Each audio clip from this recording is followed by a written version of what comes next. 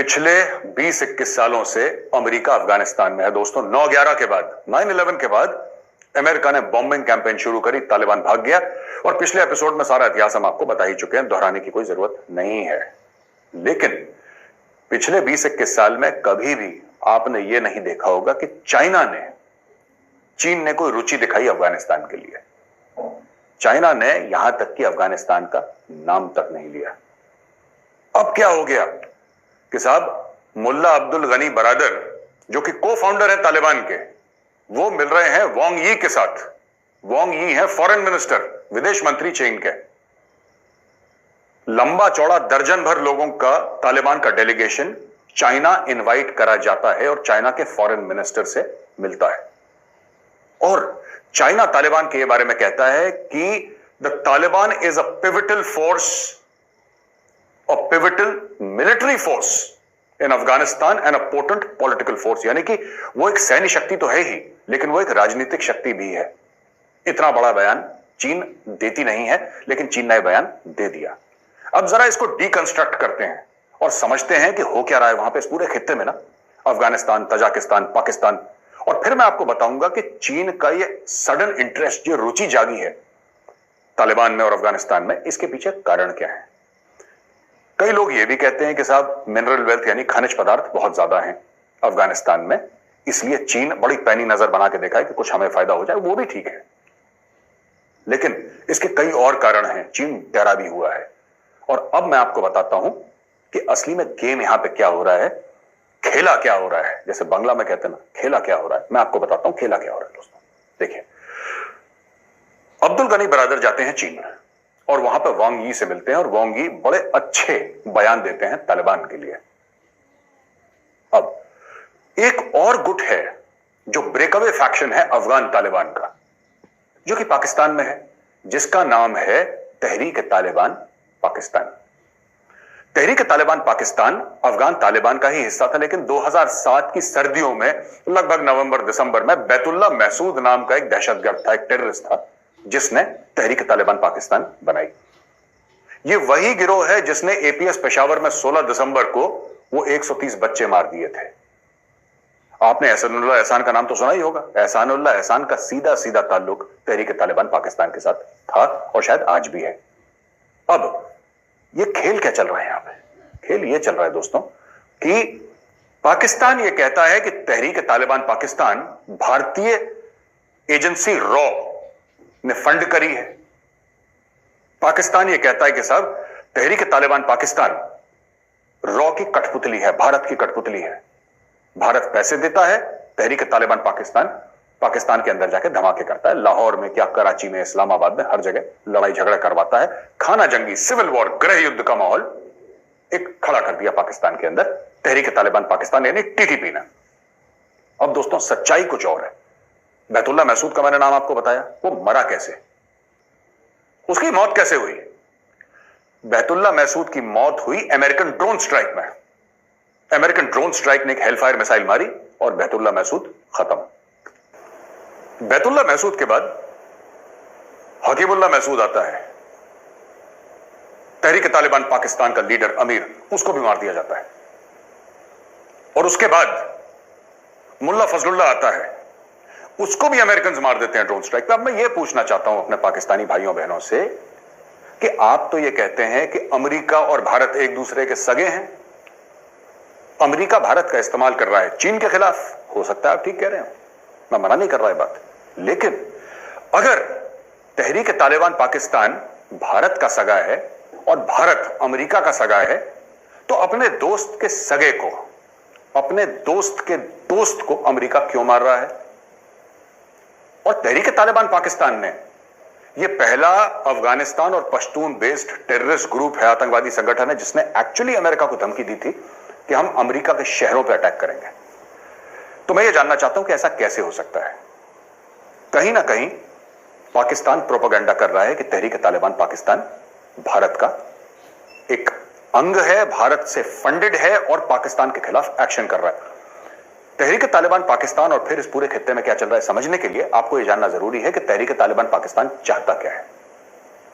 यह एक पश्तून ग्रुप है, इसमें पठान हैं, पाकिस्तान के फ्रंटियर एरियाज के, नदर्न एरियाज, आपके गिलगिट बाल्टिस्तान के थोड़ा सा अगर आप इस तरफ आ जाएं, और ये पूरा खैबर पख्तूनख्वा की जो बेल्ट है, यहां के जो पठान हैं, ज्यादातर, सब नहीं, ज्यादातर तहरीक तालिबान पाकिस्तान के मेंबर हैं।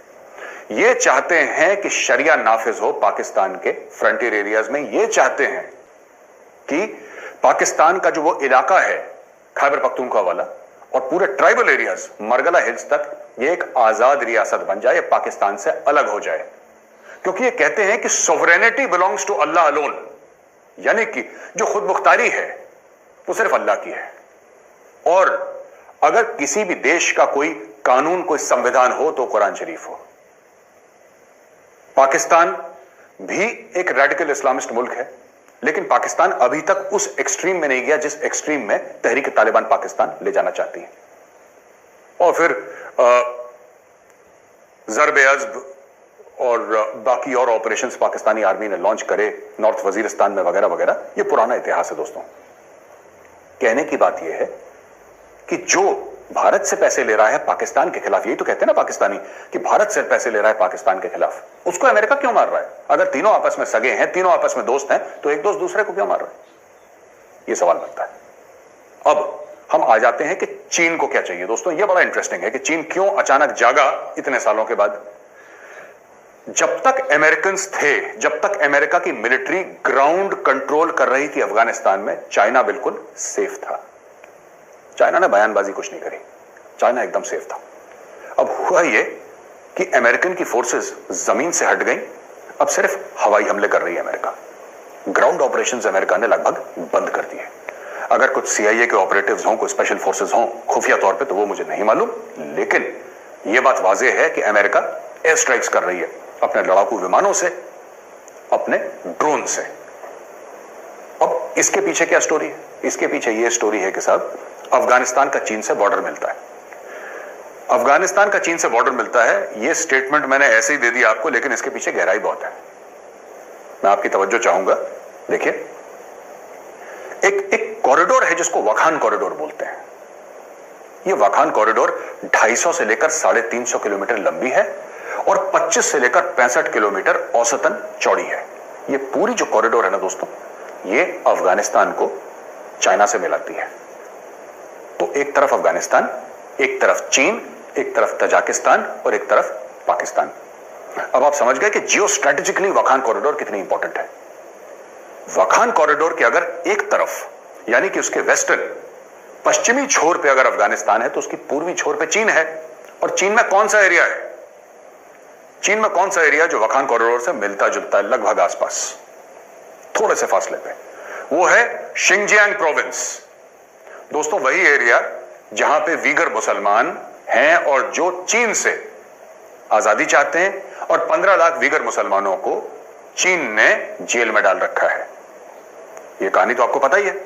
तो यहां से पूरी कहानी शुरू होती है कि चीन को क्यों इतना इंटरेस्ट आ गया, अचानक ये रुचि कहां से जाग गई, ये मोहब्बत, ये इश्क तालिबान के साथ। चाइना को एक बात पता है कि जो तालिबान है वो एक पोटेंट, एक जबरदस्त फोर्स अफगानिस्तान में है। वो इख्तिदार में आए ना आए वो कल की बात है, हो सकता है ना भी आए, लेकिन डॉग इन द मैंजर होता है ना, जो अंग्रेजी में कहावत है डॉग इन द मैंजर, कि अगर मैं तुम्हारा काम बना नहीं सकता तो मैं कम से कम तुम्हारा काम बिगाड़ तो दूंगा ही। तो वो हैसियत तालिबान की है, वो काम बिगाड़ सकता है, चाहे बना पाए ना पाए। अब आप ये बोलेंगे कि अगर अफगान हुकूमत काबुल में बनी है तो चीन उससे जाके बात क्यों नहीं करता? क्योंकि अफगान हुकूमत ऑलरेडी अमेरिकन कैंप में है और इंडिया की सब्सटैंशियल इन्वेस्टमेंट्स हैं, बहुत सारा निवेश करा है। निवेश सही शब्द नहीं है, भारत के वहां पे जो पैसे खर्च करें वो एक मदद है, दोस्त की मदद है, कोई निवेश नहीं है, क्योंकि निवेश में रिटर्न होता है। रिटर्न तो यहां पे कुछ है नहीं, तो हमने मदद करी है $3 बिलियन की लगभग। चाइना को लगता है कि तालिबान से अगर बात करेंगे तो हो सकता है कुछ बात बन पाए। दूसरा फैक्टर, वाखान कॉरिडोर से अगर चाइना अफगानिस्तान आ सकता है तो अफगान तालिबान के ब्रेकअवे फैक्शंस, देखिए तालिबान को अगर आपको समझना है तो आप ये समझिए एक फौज जैसी नहीं है, जैसे कि यूएस आर्मी है, चाइनीज आर्मी है, ब्रिटिश आर्मी है या इंडियन आर्मी है जिसका एक चीफ और एक स्ट्रक्चर है। ऐसा नहीं है। ये अलग अलग लोग हैं जो एक खास मकसद के लिए एक साथ जुड़े हुए हैं। ये बीच में अलग भी हो जाते हैं, ये बीच में आपस के एक दूसरे के साथ लड़ते भी हैं। इसलिए चाइना सबके साथ एंगेज कर रहा है, क्योंकि चाइना को पैसे कमाने हैं और अपना रसूख बढ़ाना है। अब चाइना क्या कर रहा है कि चाइना ने ईरान के साथ $400 बिलियन का एक मुआहदा साइन करा, एक डील साइन करी है कि हम इन्वेस्ट करेंगे $400 बिलियन। अब दोस्तों ये जो $400 बिलियन है, यानी $400 अरब, इसका रास्ता क्या होगा? अगर ईरान से तेल लेता है चाइना तो वो कहां से जाएगा? ये सब डेवलपमेंट हो रही हैं और चाइना को बहुत फिक्र है कि शिंजियांग प्रोविंस में जो मुसलमान हैं जिन्होंने हथियार उठा लिए चीन के खिलाफ, उनको अगर मदद मिल जाती है ब्रेकअवे फैक्शन तालिबान के, जो तालिबान के और छोटे छोटे गिरोह हैं, जो हो सकता है कि सेंट्रल अथॉरिटी तालिबान की ना माने, क्योंकि उनका काम जंग है। अमन में ये लोग कभी रहे नहीं, इनको आदत नहीं है सुख शांति की। AK-47 उठाई, RPG उठाया, कोई भी और रॉकेट लॉन्चर उठाया और लड़ाई में चले गए, ये इनका पेशा है। तो यही चीज से चाइना को बहुत डर लग रहा है कि उनको ऐसा लगता है कि अगर अफगानिस्तान डिस्टेबलाइज हुआ तो फिर फर्क पड़ेगा डायरेक्ट चीन में। दासू में 9 चीनी मारे गए और हाल ही में आपने सुना होगा कि कराची में चाइनीज इंजीनियर्स के ऊपर अटैक भी हुआ था। शुक्र है कोई मरा नहीं, लेकिन अटैक तो जरूर हुआ था उनके ऊपर। तो ये सब चीजें डेवलपमेंट चल रही है, पूरा माहौल एक चल रहा है। वाखान कॉरिडोर आप जरूर समझिएगा कि बहुत बहुत बहुत जरूरी है इस चीज में। अच्छा, अब हम आ जाते हैं पाकिस्तान के रोल के ऊपर। पाकिस्तान ने दोस्तों सारा का सारा पैसा लगा दिया था अफगानिस्तान के ऊपर, और अफगानिस्तान ने भी तालिबान के ऊपर पैसा, रसूख, जो भी चीज है। और पिछले एपिसोड में भी हमने डिस्कस करा था कि किस तरीके से परवेज मुशर्रफ ने खुद यह माना था कि साहब ये बात हमारी हो गई है, हम लोग सपोर्ट करते हैं, हम लोग अपने फौजी भेजते हैं, ये बात तय है। ये परवेज मुशर्रफ ने बोला था ऑन रिकॉर्ड, हमने आपको वीडियो भी दिखाया था। और किस तरीके से पाकिस्तान का आज का इंटीरियर मिनिस्टर शेख रशीद ये कहता है कि तालिबान हमारे पास है, हमारे साथ आते हैं, ये सब ये आपको पता है। अब इसमें पाकिस्तान एक बहुत बुरी स्थिति में फंस चुका है। और जैसे कि जब पैसे के मामले में पाकिस्तान फंसता है तो उसको कौन बचाता है? चीन। अब डिप्लोमेटिक और मिलिट्री मामले में पाकिस्तान फंस गया है और उसको कौन बचाएगा? चीन। क्योंकि और कोई पाकिस्तान में किसी को इंटरेस्ट है नहीं। तो आजकल पाकिस्तान ने अपने सुर बदल रखे हैं दोस्तों। पाकिस्तान क्या कह रहा है कि जियो स्ट्रेटेजी के बारे में बात नहीं करते। जियो स्ट्रेटेजी के यानी कि हम कहां पे हैं, पाकिस्तान कहां पे स्थित है, corridor to Afghanistan, corridor to Central Asia, और जो पाकिस्तान का एक बड़ा जियो स्ट्रेटेजिक इंपॉर्टेंस है, हम उसकी बात नहीं करना चाहते, क्योंकि अब वो it is past its sell by date. कोई पूछता तो है नहीं इस मामले में, किसी को इंटरेस्ट है नहीं। अब वहां पे कौन कौन से पार्ट्स है? अमेरिका को इंटरेस्ट नहीं है, इंडिया कोई बात नहीं करना पाकिस्तान से, चाइना के पास ऑलरेडी लैंड रूट है, वो ईरान से डायरेक्टली बात कर रहा है पाकिस्तान को बाईपास करने के बाद। तो इन सब चीजों में आपको क्या लगता है कि पाकिस्तान क्या चाहता होगा? वो जो फोटोग्राफ हमने आपको दिखाई थी ना कि मुल्ला बरादर वांग यी से मिल रहे हैं, उस फ्रेम में आपने किसी पाकिस्तानी को देखा? यानी कि चाइना कह रहा है कि हमें पाकिस्तान की जरूरत नहीं है तालिबान से बात करने के लिए, ना अफगानिस्तान में जाने के लिए हमें पाकिस्तान की जरूरत है। पाकिस्तान का बस इतना खेल है कि पाकिस्तान सिक्योरिटी प्रोवाइड करे, चौकीदारी का काम करे, पैसे ले ले, जो उसके 2, 4, 5 रुपए बनते हैं ले ले, कोई दिक्कत नहीं है। लेकिन सबसे बड़ी बात क्या है? सबसे बड़ी बात यह है कि China will go it alone in Afghanistan. China कहता है कि हमारे पास चेकबुक है और तालिबान को क्या चाहिए? पैसे चाहिए ना, दे देंगे। कितने पैसे चाहिए? दे देंगे। जैसे इंडिया ने रोड्स बनाई हैं, हम भी रोड्स बना लेंगे। लेकिन किसी भी सूरत में दोस्तों, कुछ भी हो, हमें यह नहीं भूलना चाहिए कि ऊपर अफगानिस्तान के नदन अलायंस है, जिसमें उज्बेक हैं, जिसमें ताजिक हैं, और उनकी तालिबान से बिल्कुल नहीं बनती। दूसरी चीज, जो अशरफ गनी की सरकार है वो तो है, उसको अमेरिका सपोर्ट कर रहा है, उसको इंडिया सपोर्ट कर रहा है। तो आगे चल के जो पाकिस्तान का हाल बुरा होने वाला है, उससे पाकिस्तान बहुत ही चिंतित है, बहुत ही परेशान है पाकिस्तान की। किसी तरीके से कुछ तो हो यार, कुछ तो निकले। शुरू में जैसे मैंने आपको बताया, पाकिस्तान बड़ी खुशियां मना रहा था, बड़े भंगड़े शंगड़े डाल रहे थे कि साहब अब तो तालिबान जो है उसने 85%, 90% अफगानिस्तान को हथिया लिया। अफगानिस्तान में जो तालिबान है, अफगान तालिबान, वो खुद कहता है कि हमारे फाइटर 70 से लेकर 75,000 हैं। 70,000 से लेकर 75,000 लोगों के साथ क्या पूरे मुल्क को आप कैप्चर कर सकते हैं? Is it possible? बिल्कुल भी नहीं। लेकिन वही अपने आम लोगों को एक झूठी बात बतानी है कि अब तो अफगानिस्तान को हमने कैप्चर कर लिया, अब तालिबान तो हमारे हैं ही सगे, तो हम उनको देख लेंगे। लेकिन जब उनको पता लगा कि तालिबान मार खा रहा है बुरी तरीके से, अब क्या करा उन्होंने? ये जो खाना जंगी वाला मामला है, सिविल वॉर का, गृह युद्ध वाला मामला है, पाकिस्तान के अंदर घुस रहा है। और पाकिस्तान को इस चीज से बड़ा खौफ है, क्योंकि जब पहली बार ऐसा हुआ था तो 3 to 5 मिलियन यानी कि 30 से 50 लाख अफगान भाग के आ गए थे पेशावर के कैंप्स में और अलग अलग जगह। आपको पता है सबसे ज्यादा पश्तून पॉपुलेशन यानी कि अफगान मूल की जो पॉपुलेशन है सबसे ज्यादा कहां पे है? कराची में दोस्तों। पेशावर से ज्यादा कराची में अफगान है। अब आप सोच लीजिए, कराची वो जगह है जहां पे पाकिस्तान का 65% ऑफ जीडीपी, पाकिस्तान की 65% कमाई कराची से आती है। और वहां पे सबसे ज्यादा अगर कहीं पे अफगान या पश्तून हैं, अफगान पश्तून शब्द को मैं इंटरचेंजेबली यूज इसलिए कर रहा हूं क्योंकि लॉयल्टीज जो हैं पश्तूनों की वो ग्रेटर अफगानिस्तान के लिए ज्यादा है। एक नेशनलिज्म, अफगान नेशनलिज्म एक बहुत पोटेंट फोर्स है, वो है कराची में। अगर कल कुछ होता है तो कराची बंद हो जाएगा। और मैं कोई अजीबोगरीब बात नहीं कर रहा दोस्तों, कराची 1000 बार पहले बंद हो चुका है। जब पहले पाकिस्तानी फौज ने और पाकिस्तानी एजेंसीज ने जब मुहाजिरों के ऊपर जुल्म करे, मुहाजिरों के ऊपर तशद्दुद करी, जो मुस्लिम्स थे जो बिहार, यूपी, दिल्ली से गए थे, जो कराची में बस गए थे, जब उनके ऊपर जुल्म करा तब यही हुआ था। कराची कई समय तक बंद रहा था। फिर कराची बंद हो जाएगा अगर ये काम ये पश्तूनों के खिलाफ करेंगे, पश्तूनों के खिलाफ एक्शन लेंगे। तो ये पूरा एक पूरे एरिया में, पूरे खित्ते में ये बैलेंसिंग एक्ट चल रही है। इसमें कई सारे एक्टर्स हैं और एक आखिरी एक्टर जो बीच में घुसने की कोशिश कर रहा है वो है रशिया। हाल ही में तजाकिस्तान और सेंट्रल एशिया के आसपास रशिया ने बहुत बड़ी एक एक्सरसाइज करी दोस्तों। ये देखिए वीडियो उस एक्सरसाइज का।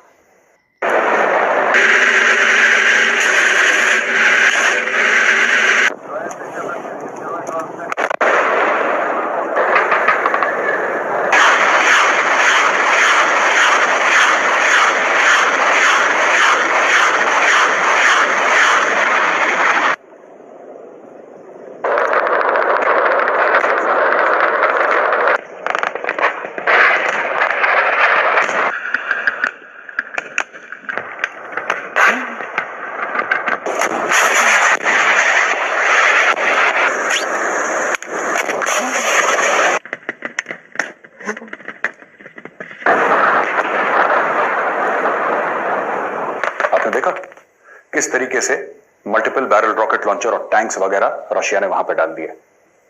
क्यों? क्योंकि रशिया को पता है कि सेंट्रल एशिया से सीधा रास्ता रशिया को जाता है। अगर तालिबान फिर से घुस जाते हैं वहां पे तो रशिया को भी प्रॉब्लम हो सकती है और रशिया भी चाहता है, क्योंकि रशिया ये ग्रेट गेम 79 और 89 के बीच में पहले खेल चुका है। हमने पहले एपिसोड में आपको बताया था। तो यहां पे काफी सारे पावर्स हैं अफगानिस्तान में। पाकिस्तान भी चाहता है कुछ हो जाए, इसमें इंडिया भी इन्वॉल्व है, इसमें चाइना भी इन्वॉल्व है, इसमें रशिया भी इन्वॉल्व है, इसमें अमेरिका भी इन्वॉल्व है और अफगानिस्तान तो है ही इन्वॉल्व। तो दोस्तों कई लोग यहां पे पुल एंड पुश कर रहे हैं। ईरान की इतनी नहीं चल रही क्योंकि यहां पे सुन्नी ज्यादा है, शिया ना के बराबर है। और ईरान में तो पूरे के पूरे लगभग शिया ही हैं, सुन्नी बहुत कम है। आगे वाले दिन बताएंगे कि अफगानिस्तान में होता क्या है, लेकिन मूल बात यह है, टू द पॉइंट अगर मैं बोलूं, शार्प फोकस कहां पे है कि चीन ने अफगानिस्तान में कदम रख दिया है। और यह कदम सिर्फ फायदे के लिए नहीं है, यह कदम डर की वजह से भी है। शार्प फोकस के साथ जुड़े रहने के लिए बहुत बहुत धन्यवाद दोस्तों। मैं फिर आऊंगा एक नया वीडियो लेकर और आपको बताऊंगा कि पूरी दुनिया में क्या चल रहा है।